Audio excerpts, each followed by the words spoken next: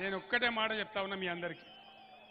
దేవుడు నన్ను బుద్ధి లేదావా? ఎవడాడు?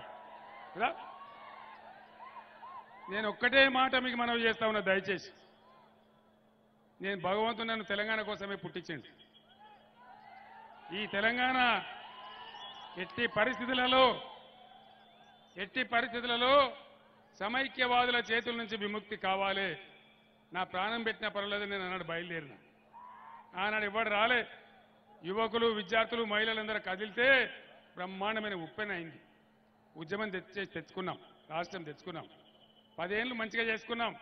కరెంటు బాగా చేసుకున్నాం, నీళ్లు తెచ్చుకుంటున్నాం, ప్రాజెక్టులు కట్టుకుంటున్నాం, ఉన్నంతలో అందరినీ కాపాడుకుంటున్నాం. ఆ విధంగా ముందుకు పోయినాం. మొన్న ఒక సుడి గాలి వచ్చింది, దుర్మార్గపు గాలి వచ్చింది. బీఆర్ఎస్ ఓడిపోయింది, నాకు బాధ లేదు.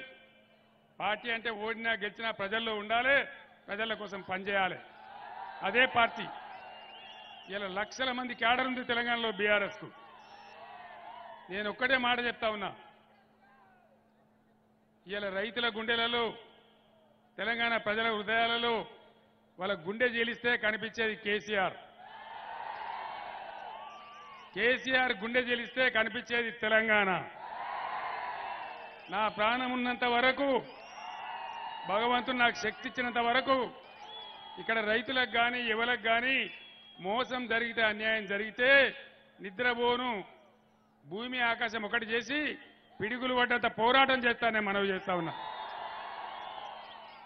ఈ దొంగ హామీలు ఇచ్చి ప్రజలను బురిడి కొట్టించి చల్లగా ముందుకోతున్న రాష్ట్రాన్ని ఆగం చేసిన ఈ కాంగ్రెస్ మెడలు వంచి వాళ్ళు ఇచ్చిన ఆ వాగ్దానాలని అమలు చేయించాలంటే ఈ పార్లమెంట్ ఎన్నికల్లో ఖచ్చితంగా బీఆర్ఎస్ గెలవాలి. మీ అందరిని నేను కోరుతా ఉన్నా, ప్రజలను కూడా నేను కోరుతా ఉన్నా.